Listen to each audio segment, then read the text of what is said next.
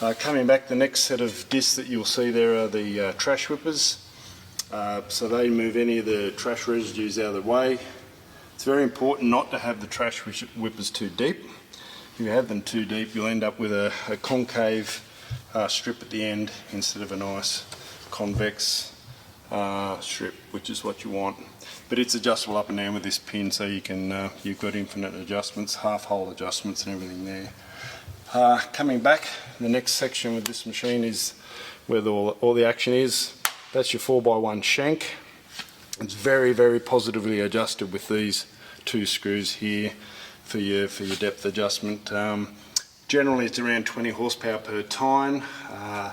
10 kilometers an hour, sorry, is really the ideal speed for these machines. And this is the mole shank here.